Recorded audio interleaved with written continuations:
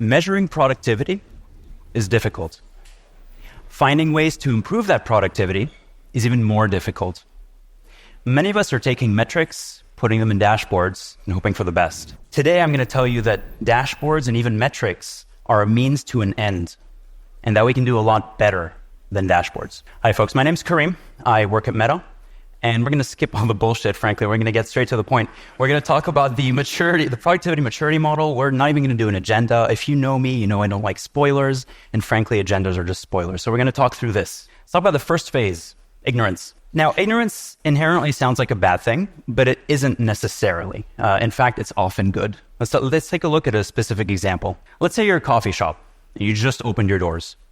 Your goal, frankly, for the first 6 months is to survive.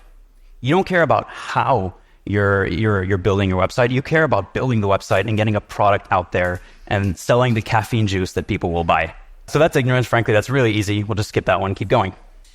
So the first stage is ignorance. What pushes you into the awareness stage? Well, generally speaking, that's going to be developer complaints. Now, this is Greg. My prompt for this image was trying to make somebody in my image. So I mentioned missing some hair. Now, unfortunately, the system took me pretty literally, so he's missing some skull. But beyond that, he looks like a normal human being. So Greg complains that, the builds are slow, the tests are flaky, the deployment process shouldn't be manual and shouldn't take so long. And so the company realizes, okay, we probably need to staff Greg on this because he was the one complaining, right? And so that basically pushes you into the awareness stage. At the awareness stage, let's talk about awareness actually. So Greg cried out in pain. You've allocated Greg to fix your problems, but it's not quite enough, right? So Greg does some good work and makes some improvements, but there's a lot of work to be done still. And so you start to staff a team around Greg. In fact, this often starts as a CI/CD team because frankly, that's the biggest pain point that folks encounter. Now, eventually there'll be more teams alongside this. There'll be IDE team, the build team, the testing team, the language services team. All these teams will start to spin up and the very key distinction of this phase is that they will each have distinctive metrics that they're measuring, distinct KPIs that they're measuring and reporting upwards. This will be important in a minute. These KPIs are going to look something like developer coverage, build latency and reliability, deployment latency reliability, test latency and reliability. You notice that I'm saying latency and reliability a lot. It's not because I'm lazy, although I am, that's a different topic. It's because latency and reliability are generally the easiest things to measure, especially when you're starting off, right? Those are the things you're already measuring. And so it becomes really easy to say upwards, you know what, my team reduced build latency by 10% this half or 20% this quarter, right? That sounds great. And it's frankly also pretty easy for leadership to go on, right? Those are very easy numbers. You can quantify them. So most folks are here, but before we actually go there, I do want to call out this specific image. So luckily, all these people's fingers are kind of in the right number, which is great.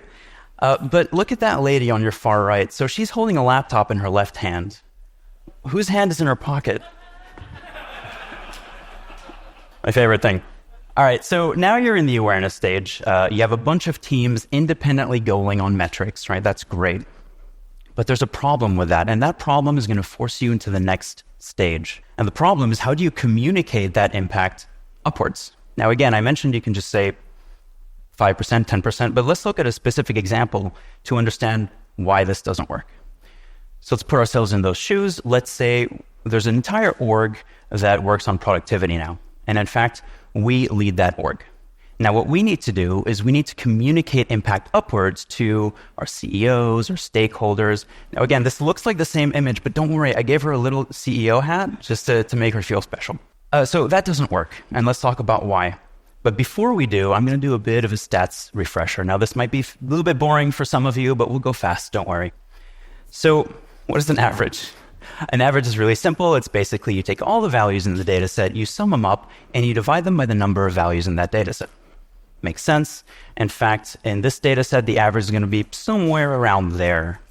Now, lots of caveats and nuances. Don't blame me on that. The next is P50. So P50 is essentially the median. It's the value for which half your data points lie below. And again, in this data set specifically, it's going to be somewhere around there. And then lastly, P99, it's about the same thing. It's a value for which 99% of your data points lie below. Again, super basic. Moving on to the interesting stuff now. Let's look at a specific example for build latency. When you're looking at build latency, the easiest thing to generally aggregate by is the average. In fact, the average is going to look something like that. Now, the problem with this specific image is in May, there's some butt called Matt decided to run a 7-hour build trying to change the paradigm for the system. That completely ruins your reporting.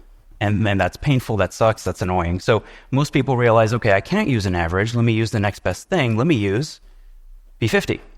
P50 is more stable, it's easier, but there's generally a very big problem with relying only on your P50. And we'll talk about why here in a moment. But essentially quick sneak peek, the two problems are A, you can make very significant impact on your worst population and you won't see a change in the P50. And the second problem is when you're measuring a P50, you're essentially incentivized to make the wrong changes. Let's add P99 to this graph and let's talk about how that would look. Now, arguably, the most impact you can have is when you focus on your most expensive builds, those folks who are the slowest at the company for their builds, right? So what you want to do really is you want to take that P99 and you want to bring it down. Arguably, again, the most impactful work you can do. So let's say you do that. Let's say you take that P99, all those builds that are slowest at the company, let's say you improve them. So your P99 now goes down to about where your average was. That's fantastic, right? That was amazing. Now, notice what happened to your P50 here? The answer is nothing. It didn't move. You had all this impact and you're not even capturing it in your P50. Now let's reset the graph and look at the other situation. If you expose your P50, maybe in dashboards, and you go on that, you're going to start improving, you're going to start trying to improve that P50 number. Now, judging by how small those arrows are, you should be able to see that the impact you're going to have is quite low. Now, there are many solutions, and there's no single solution for everything, but what I will say is a winsorized average is a pretty good way of doing this, also called a truncated mean. So what you'll do, take a look at this graph. This is a scatter plot of all the different builds in your system, and there's a bar going across it for your P90. So essentially, 90% of your data points are below that number. And yes, I did verify that. Now, what a winsorized average does is, what you would do for it rather, is you would take all the data points that are above that value, you would cap them, you would truncate them, you would squash them down to that P90 value. So the reason for this is really you care about these slow builds, but you don't necessarily care about how bad they are. If a build takes 7 hours versus 8 hours, you know it's a bad build. It doesn't matter exactly how bad it was. So what this allows you to do is maintain the weight of those values without having it screw your entire aggregation pattern. Now, obviously, there's a lot to talk about when it comes to metrics, and I can't talk about everything. I didn't even talk about how to aggregate it by developer before you aggregate it, just in terms of numbers. I didn't even talk about how you would cohort this. That's for a completely different talk. Now, let's get back to reality. Let's remember what we're trying to do.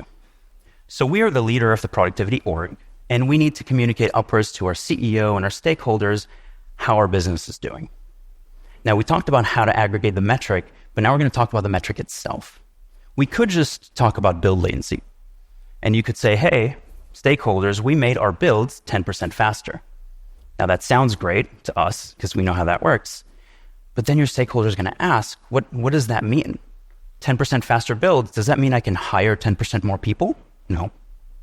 Does that mean that everyone's working 10% faster? Also no. That's not how that works.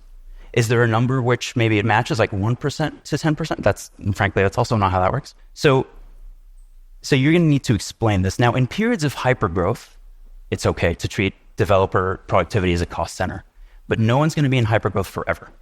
And so what you have to be able to do eventually is explain what that 10% build improvement actually means, how it translates to metrics that people understand. Now, one thing that we don't talk about enough is how to ladder metrics up. So let's talk about the bottom of the pyramid here. These are L2 metrics. These are operational metrics, things like build latency.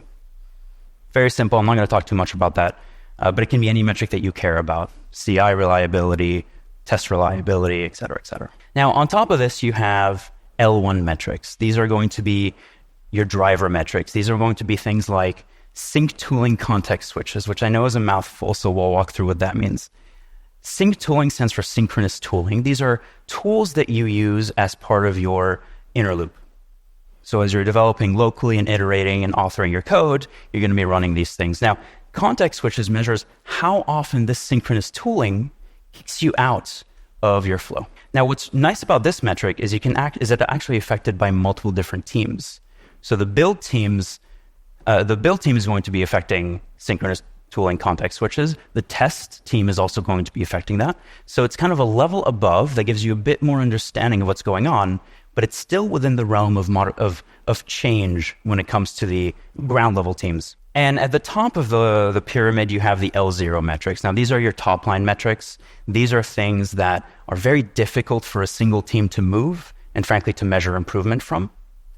But there are still ways that you can ladder this up so that you can make sure that these in fact are drivers of each other. And one example of how to do this is experimentation, right? Really simple, A/B, blue, green, however you want to measure this. You deploy it to half the company, half the group. You measure what the improvement was, you call it a day. That's an easy one.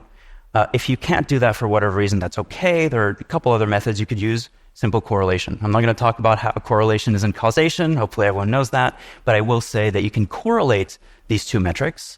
And based on historical experience, you can kind of predict what will happen in the future, right? So if you say, when I reduce build latency by 20%, I find that people switch context 5% of the time, and I find that their flow is improved by 1%, right? And you can just assume that impact moving forward. Now, the last way, and this is a very obvious way, it doesn't work in all situations, is just by breaking down the metric. So you can have the same kind of pyramid where you're looking at an entire life cycle, and you just split it into little sections. And if you make that little section shorter, you know that you're making the whole life cycle shorter, which generally is a good thing. All right, so now we have our top line metric. It's fantastic. We can use that. We can report upwards. It's great. Now, before anybody throws tomatoes at me, there's no single metric that defines productivity. And I'm not going to talk about a metrics framework because that's already been done. Oh, hey, look, a metrics framework. So let's talk about velocity as a start. Velocity, we talked about this before, right? So what tools are your devs spending time on? That's really simple. It's very straightforward. What workflows do they follow? How long it takes for them to author code? We'll talk about that one in a little bit. Quality is very simple. It's about how safe your developers feel deploying code, right? How clean your code base is, all that jazz. Now, I'm not going to talk about other metrics like on-call load or any of that jazz. I'm not actually going to talk about the framework here because then I would spoil tomorrow's talk with Kelly and Akshay, so I won't do that. Just know that there's a framework and to listen in tomorrow for Kelly and Akshay's talk at 9:30, I believe. All right, so we talked a lot about metrics, how they ladder up and how we can use them to communicate impact. But how does that fit into the model? Well, it's actually how you go from awareness to initiation. So let's talk a little bit more about initiation. In the initiation stage, everyone understands their contribution to the big picture. In fact, you probably have a dashboard. So you took your framework, you made a dashboard. This is not the framework we're using, but Brian had a fantastic talk earlier about space, so we're just going to use that. So everyone's going to look at this dashboard. Frankly, they're going to love it because it's the first time that you can actually see the metrics for your organization. You're going to be able to see things like the history of your organization, the status, the current status. You're going to be able to see how things break down, perhaps by cohort, right? That sounds fantastic. You might even be able to do a comparison between one org and another. Again, on paper, it sounds fantastic.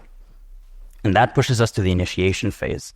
We'll get to why it's a problem later. So you can now communicate all your impact upwards. We've talked about that. You have a dashboard. That's great. And people generally stop here. And so the whole point of the talk is please don't stop here. There's so much more to do. We'll talk about what, we'll talk about how as well. All right, so everyone's using the dash.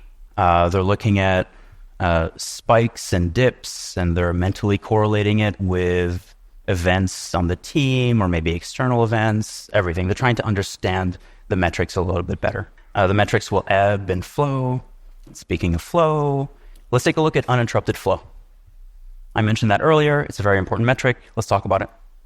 Now, a good dashboard will tell you, you know what, your best focus day was Tuesday. Tell you your worst focus day was Wednesday. It'll allow you to break things down. It'll allow you to kind of trace the history and understand what happened so you can try and fix it yourself. In fact, a really good dashboard might even give you some automatic understanding of what's happening, right?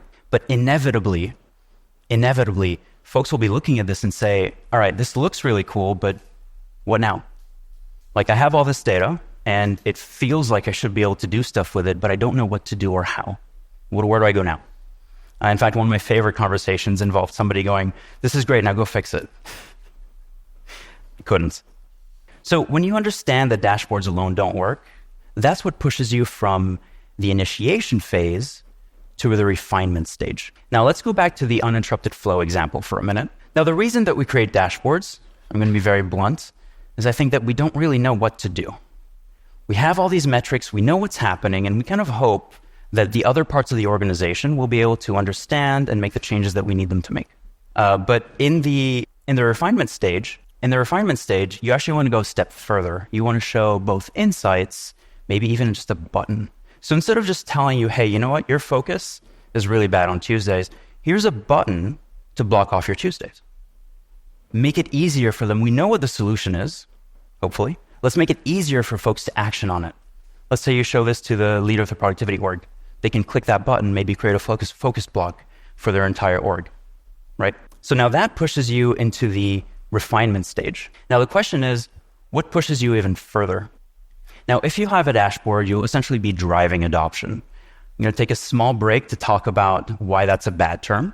So I was chatting with one of the leaders in the org, and he mentioned that driving adoption is almost a bad word. Driving adoption implies that you're forcing people to use this dashboard. Why would you do that? The better way to do that is to showcase a situation where it helped a team, and then use that win, use that case study, use that story to get other people interested in making that same improvement on their end. That's a much better way to put it than driving adoption. Now, the interesting part here, and the whole point of the talk is, why make people go to a dashboard at all, right? Why don't you just skip a step? And that is what brings us to the final stage of mastery. Now let's go back to the focus example again. Feel free to pull your phones out.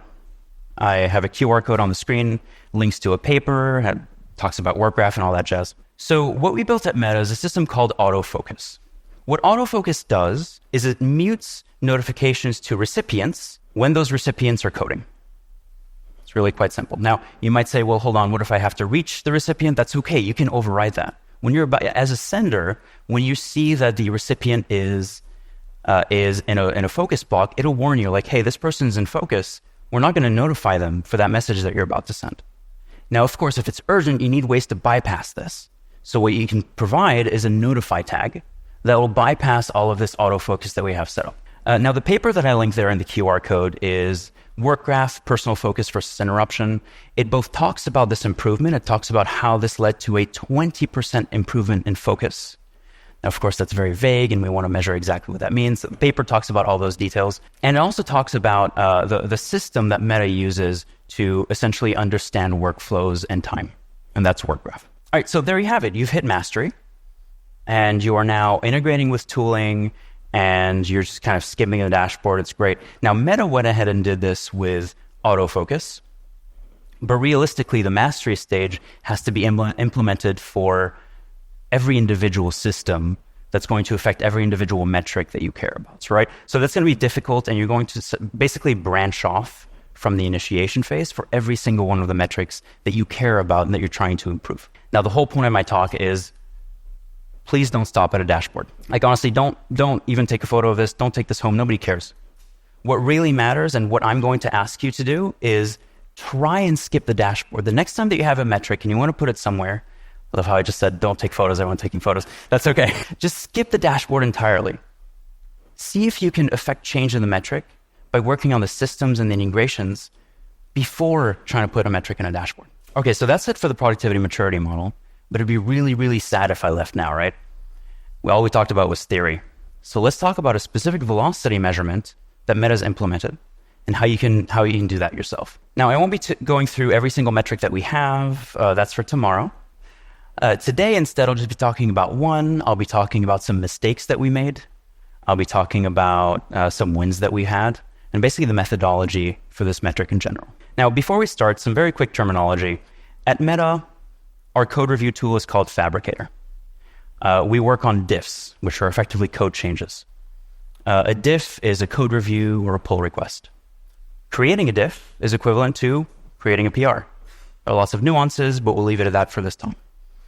Publishing a diff is equivalent to requesting review on a PR. Accepting a diff is equivalent to approving PR. And then lastly, landing a diff is equivalent to merging a PR. Now, if you remember, last time I was on this stage, well, actually, there were a lot more mosquitoes. So thank you to whoever did whatever you did. I like my blood on the inside, so this is good. But you might remember I talked about CGT. Now, CGT stands for Code Gestation Time. We effectively start the clock when a developer starts coding, and then we stop that clock when the developer lands their diff. Now, of that time, that's a lot of calendar time. So of that time, what we end up doing is we remove all that time where the user is not there. Maybe they're off for the evening, maybe it's the weekend. We use the work graph system that I referenced earlier to figure out when the user is or isn't there. Now, let's actually look at the diff lifecycle at Meta in a little bit of a different way here. So on the far left, you have just a very quick XFN meeting, and then over time, you start to make the code changes, you start to modify your task to call out the changes that you made. You continue coding, maybe you create the diff, you code in a different diff for a little bit, you come back, you go on PTO because it's been a tiring week, and then you land the diff. Now, what we're going to do is, through this entire life cycle, we're going to talk about 3 different metrics. We're going to talk about review wall time, which I believe most everyone's using. We're going to talk about CGT and how it compares, and then we're going to talk about that new metric that I talked about. Now, review wall time, this is a great metric, frankly, and it captures a lot of the behavioral and social aspects of code reviews, which is fantastic. That's very useful in and of itself, and that has value. But what it doesn't capture is the authoring section, right? When you measure the moment that your diff was created up until the moment your diff landed, you're measuring a lot of calendar time with a little bit of authoring time inside of it, but not the majority, right? It starts mostly after you're done with your first version of the change. So in order to answer this, in order to get a better metric than review wall time, we built CGT. Now, again, what CGT does is it measures that whole time from start to end without the non-working time. Now, what we found is that the calendar version of CGT was almost perfectly correlated with the active version of CGT, that time without the working hours. Now, we found that a bit weird, so we dove deeper. We realized that calendar time is actually equal to 4 times active time. Now, you might be wondering, why 4? Well, let's think about it. So we have 24 hours in a day. We have 7 days in a week. That's 168. The average work week is about 40. There's your 4 number. So what we found that we were doing is we were eliminating a bit of the noise, which is great. But what we're doing is we're recreating a measurement that didn't have a lot of value. So we scrapped CGT and we built something called DAT, or Diff Authoring Time. DAT was coined by our Moritz Beller across like 5 different renames. And DAT, let me actually describe how we do this from the end, because it'll be a lot easier. So we start at the end where the user has been modifying the diff in Fabricator, right? They've been leaving comments, going back and forth. So we start there. We have the mapping in Fabricator of what diff the user actioned on. So that lineage is very easy. Now we want to go further, of course. So we track that back to the commit that created that diff. Now, again, that's pretty easy. That works in GitHub and other systems as well, right? So we track that diff back to the commit. What we can also do is track that further. We take that commit and we track it back to the VS Code IDE session that the person was in. Now, of course, when you commit something and then you publish it, or you push it rather, that's generally a very small period of time, which is not great. So we want to go further beyond. What we did is we tracked the commit lineage to figure out what commits turned into that commit and what head commit the user was working on. And so that goes even further back until the first time that a user starts typing into their IDE. Now, again, typing into your IDE, you probably know exactly what you're doing at that point. We want to capture more. So we went further back to the first session that the user opened in VS Code, and this is the tool that we're talking about now, that eventually turned into that diff. So before the user even knew that what they were going to build, that's when our timer starts. effectively. Now, what that allows you to measure, what that is our first objective quant authoring metric that allows you to gauge, was a specific type of code change painful? How long did this configuration change take to author as opposed to land? What we found as well is that is actually quite a bit shorter than review all time, which makes sense, right? You're going to author a diff for about an hour. It's going to take about hours to land, we'll say. Now, I can't actually count the number of ways that you can break this down, but you can break it down by what frameworks people are using. You can break it down by what languages they're writing in. You can break it down by the cohorts that are authoring this code, right? The frameworks that you're using. There are 1,000,001 ways to break this down. Now, here's a quick QR code. Feel free to take your phones out for this link. This is Meta's Tech Podcast. Moritz will actually be talking about how we built that and how we validated it. Now, quick caveat, as of this morning, the podcast wasn't actually published. It'll be published next week or so, we'll say. So take a look again soon and watch that. Frankly, it's very insightful. And if you don't manage to get it this time, that's okay. I'll show it again later during the talk. Now, as you can imagine, we now have authoring time mapped to diffs. So the next logical step is to take that time and map it to files. Now, Moritz very much enjoys his acronyms, and he really wanted to make me look like a fool on stage. So FAT, or FAT, stands for Moritz hates me, or sorry, more accurately, it stands for file authoring time. And it's the time, it's essentially that same time, but mapped to a single file. Now, if a diff really only involves 2 files, then I'm out of a job, so that's kind of a problem. But generally speaking, this is a simple example. We will take a lot of different diffs and we'll start to aggregate this data to understand how things work. So let's assume that all these diffs are actually logging framework changes. So let's assume you have a logging framework, and what you need to do is make some changes to the boilerplate versus your service code. What you'll actually be able to do is break this down in terms of time spent on boilerplates versus time spent on the service code, the stuff that matters. So what your team can actually start to do, the framework team in this case in particular, is you can start to goal on how difficult it is, how much time it takes to write that boilerplate code. Okay, enough theory. Let's talk about wins. Let's talk about things that we're able to do. We use that to find an area of the code, a specific type of change that was 80% more expensive than the average time it takes to code. And so you can bet your butts that people are working to fix this now. What this also allows you to do is quantify the improvements in internal framework. So we have an internal framework. The team decided to push a change that they believed would improve the experience by 5-10%. And when I say experience, I specifically mean the ease and the speed of coding, right? What they were expecting was about 5 to 10% improvement. What they saw was a 30% improvement to DAT. Now that's awesome. That's a win that you can write down. We also had a team that worked on a typed mocking system that improved velocity for those diffs by 17%. Who here prefers typed language coding versus... Okay, yeah, that's what I thought. Okay, well done. I'm not going to ask the other question. I don't care. And then lastly, you've probably heard of React Forget recently. React Forget is a sort of an automation in the React framework that allows you to skip the memoization section. Now, what they found is a 37% improvement in that. Now, 37 is ridiculous. That seems wrong. And people said that. And so they redid the study. They're like, oh, you forgot this confounder. They redid the entire study, trying to bring the number as low as possible. My favorite thing is what they found, the lowest number they got was 33% still. It's exciting. All right, that's enough for wins. Now, if you missed it the first time around, this is the Meta Tech Podcast. And since Moritz likes to make me say very stupid sounding acronyms on stage, here's some payback. Moritz promises that he'll have a DAT paper out very soon. So keep an eye out for that. All right, there are many wonderful talks in the next day or two. I can't talk about all of them, but I can talk about Meta's talks. So here we go. This afternoon, the Rui will be talking about how we're moving faster and reducing risk by using an LLM to gauge the riskiness of code changes. This is essentially part of the quality aspect of our framework.